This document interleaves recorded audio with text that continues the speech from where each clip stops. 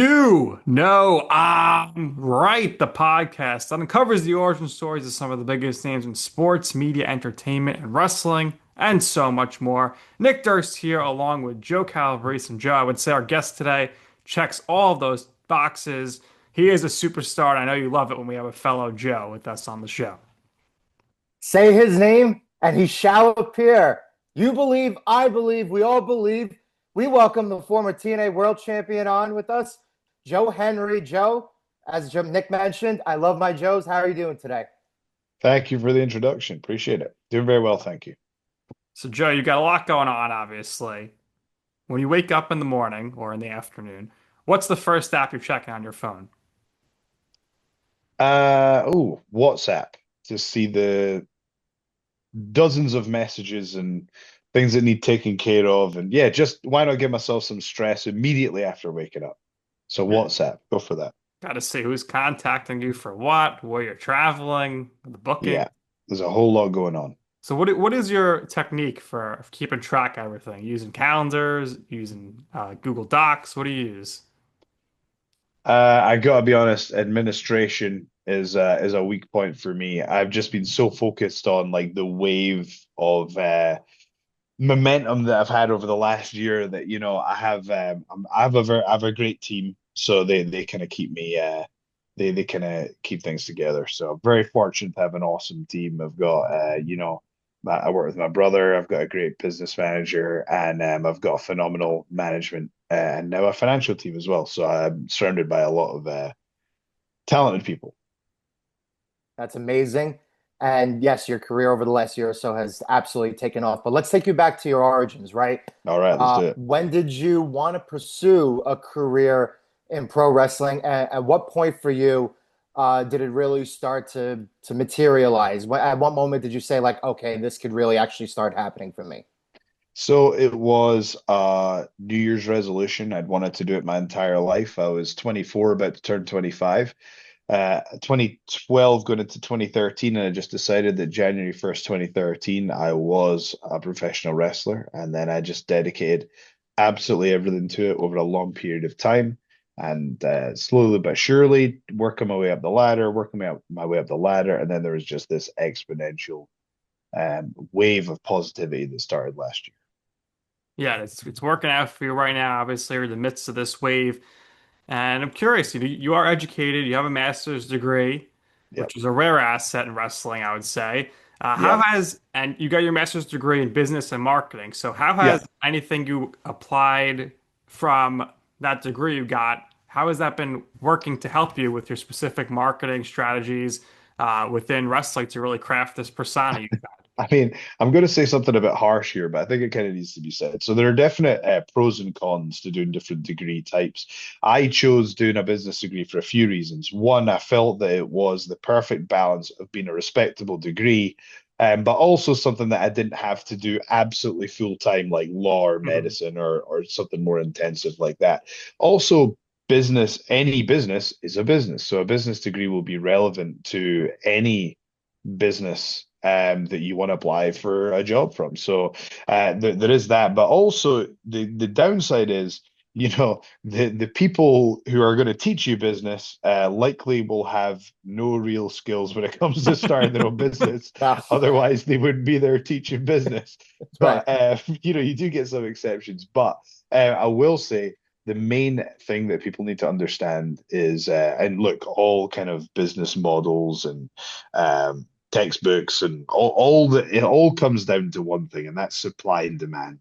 Mhm. And if you really deeply understand supply and demand and how it relates to you and your life, you can become successful. Like, so for example, if you this is so you need to look at what the market wants, and what you are able to deliver, basically. That's what supply and demand is. Whereas I think a lot of people fall into the trap of going, well, I'm going to do this thing because I'm super passionate about it and I'll make a success of it no matter what. That is a pathway. But what I would encourage people to do is to say, like, if you have like a when I wanted to do wrestling, I put myself in a position to succeed. So I did judo for many years, so I knew how to bump. I did acting classes. I was a musician for 10 years before I started. So I had a natural aptitude towards, sorry, I'm just going to move this chair. I'm very squeaky.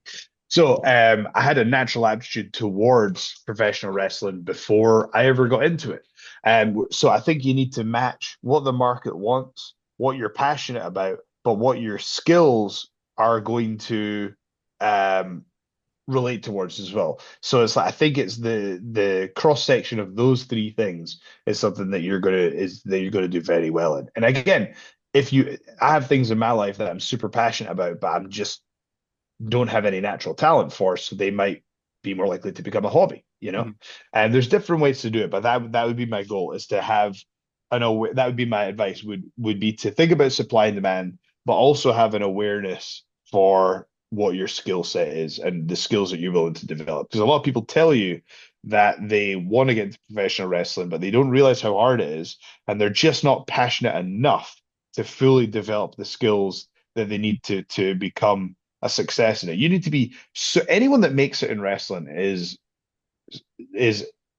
super passionate about it because there's so much crap that you have to wade through to get to these successful points that anyone who wasn't super passionate about it would just quit.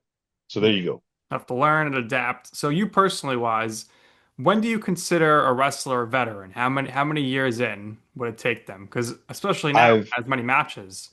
I've never even thought about it. I've never even thought about it. I'm genuinely not sure. I mean, referring to myself as a veteran would seem strange. I've never thought of Mhm. myself in that way. Whereas I'm sure there's people who have done way less than me who have wrestled for a way shorter time who would consider themselves a veteran. I learned mostly a couple of years ago that like you have to remain in the student of the game mentality to be Yeah. really successful at this. I think training at the performance center really opened my eyes and gave me like a completely new mindset towards being a student of professional wrestling. And you notice that like um even the top performers in the world are still doing in-ring training. They're still showing up to, you know, to train with their peers and learn new things, and they're open-minded, you know. Yeah. So I hope to always remain that. Yeah. Never done learning. We're always going to see something for the first time, no matter what. How challenging is it for you when you're just in Mexico to work a six-sided ring versus a four-sided ring? Yeah, it's different. So it's there's a greater distance between the ropes, and also the ropes are much tighter. So while I should have done it earlier in the day, and I don't really know why I didn't. I must have been distracted thinking about. I knew I was going to do a Hurricane Rana, so I was like, right, well, I gotta get that then. So I was thinking about that, but then I thought to myself, actually, these ropes are super tight, and also there's a greater distance. It's a different canvas. So while the other guys are making their entrance, I ran the ropes a couple times just to make sure I could get the correct number of steps. I really try and clear the ring in like 3 steps if I can, which is a hard thing to do, but it was just a slightly different size, so I just had to get used to Very nice. So, Joe asked you before about getting into wrestling. So, what was the process like for you to ultimately get signed by TNA? it. So again, to go back to earlier, I'd just done a show. I'd wrestled Scotty Too Hotty. I did a video on him that people really liked. I was on a high, and I thought, that's when I made the decision. If it's just going to be in front of a couple hundred people, then I'll be the absolute best I can at doing this. And I remember I text Scott Demore, and I said, I think I said to him, uh, something along the lines of all I need is one chance and I had said something like I'll become the most over guy in your company and if I can't do it just fire me or something like and looking back on that and respect to Scott for taking me up on that and giving me a shot. Very, very nice. And let's talk about how all of this momentum over the last couple of years carried to the moment where you won the TNA World Championship at Genesis. Yeah, what was the question? All that momentum that carried you when you won the TNA World Championship at Genesis. How did that feel in that moment? Yeah, it felt awesome because it's like, like I say, you can control everything you can control, but ultimately there's a lot of things that need to happen for you to get a world title match and to become the world champion. So I felt very pleased that it finally happened. I think a lot of people were ready for it, even Slammiversary. Certainly at Bound for Glory, I was very concerned that we dropped the ball by the way that Bound for Glory unfolded. But we turned out that everything. I kind of have a feeling that things work out the way that they're supposed to, and thankfully that was. I was worried, but that Genesis was proof that the fans were still behind me, and that meant a lot. And I hope they're still behind me now, going back to try and win it back. Absolutely. And we'll be rooting you on, of course. And right now with wrestling, a big trend we kind of see is a lot more stables and factions, a throwback to the 80s where that's come back. So, Joe, if you were to lead a stable, who would you want to be partnered up with? Well, that's easy. We have our own faction here in TNA Wrestling behind the scenes. So it's originally it was called the Commonwealth because there was a big group of us who were hanging out, and like 90% of us were from Commonwealth countries. So it was like, Canadians, Scots, people from England, Europe. Like there was a whole bunch of us who just happened to congregate together. So we called ourselves the Commonwealth. And right now our core members is and actually now we do have an honorary American. So we've got it's me, we've got Iceman, we've got Leon Slater, we've got Casey Navarro, and Jake something is now he's come back to taping, so he might be ready to come back. But yeah, we had Mike Bailey was part of our crew, Trent Seven was part of our crew. We it was a good bunch. Nice, nice crew right there for sure. If you had the opportunity to record a track with any musician, who would it be and why? I'd like to collaborate with Rick Rubin Oh, wow. because he's the greatest Hmm. producer of all time, and greatest producer of all time. And he's a huge wrestling fan, so I think that would be. I'd like to do an album with Rick Rubin, and I think that's within the realms of possibility. All right, fingers crossed. It's all about divine timing, so Yes, I probably would say work out. so. You speak it out there in the universe, Joe. It seems to be happening. So Yeah. see what happens. Would you ever consider doing a reality television show like one of those like America's Got Talent, American Idol, The Voice, or more of a competition show like Big Brother or Traitors? I mean, it is in Oh, Scotland. hell no, dude. Yeah. Hell no. Hell no. I get enough attention. I'm happy with. Look, I'm focused on wrestling, man. Like I don't want to be like mainstream famous, you know. Like this is perfect for me. I'm all good. Very good. So you're gonna stick with the wrestling and the music career. Yeah. Yeah. I mean, well, never say never. Let's not get crazy. But Okay. I did have some sort of fairly high profile voice acting opportunities that I haven't had the chance to pursue yet, but one of them was pretty big. So I don't know. Who knows? Who knows? We'll see. Well, you definitely have that voice. Let me ask you a question. How many times do people come up to you during the day and specifically ask where you're from or what that accent is? That does happen quite a bit, yeah, because I've got a butchered accent because it's a little bit Scottish, a little bit of American in there. Now it's just a generic voice, so people are just confused, like they never know where I'm from. So let's talk about Slammiversary in the next month or so. It's going to be right in Nick and I in our backyard at UBS Arena over here. But let's talk about the road to getting there. What's on the docket here for TNA Wrestling? And what is your path ultimately going to be leading to Slammiversary? And what are you planning on going to do at the event? Well, obviously, I'd like to get my hands back on the TNA World Championship. That's my number one priority. I'll take any opportunity I can get to take the title back. But yeah, I don't know what my pathway is going to be to the UBS arena. I have absolutely no idea. I hope it's in the main event. But like I say, I lost to Trick Williams, so it's a long way back to the top, but it's a battle that I intend to fight. Yeah, it all starts in Pittsburgh this weekend. Indeed, indeed. We got shows Friday, Saturday at the UPMC Event Center. And also, we will be streaming live the first episode that we would usually just tape Mhm. for TNA Wrestling, but we will be showing that on the TNA Plus app. So go check that out on TNA Wrestling. Very Very nice. good, very good. Joe, quick question. How often do you dye your hair? How often do you maintain that hair color? It was sort of every 4 or 5 weeks, but man, Okay. it's you just put your hair through it when you dye it like this all the time. So I think we're going to need to go to 6 weeks now, maybe even more.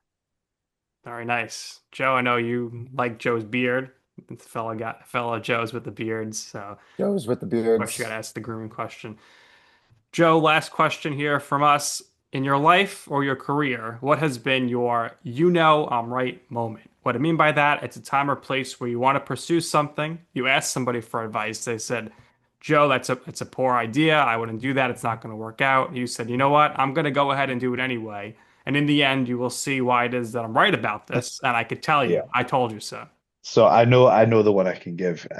So my dad and my brother told me. So I was getting annoyed with how I was being booked in professional wrestling.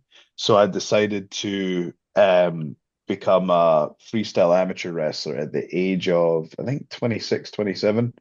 And I was told by everybody, no, you can't do it. You can't do it at a high level. It's not possible. It's not possible. But I went on to win the freestyle and Greco-Roman championships in Britain, which is Scotland, England, Wales, and Northern Ireland. Won the British Championship in both freestyle and Greco, and represented my country at the Commonwealth Games, which is a huge thing back home. So that felt pretty good to be able to do that at that age, do it the way that I did it. You're a natural. Seems like you were really born to do this. Seems like you're right on schedule where you're supposed to be. Joe, you're going to get back to the TNA World Championship. Nick and I were huge fans. We can't wait for you to do so.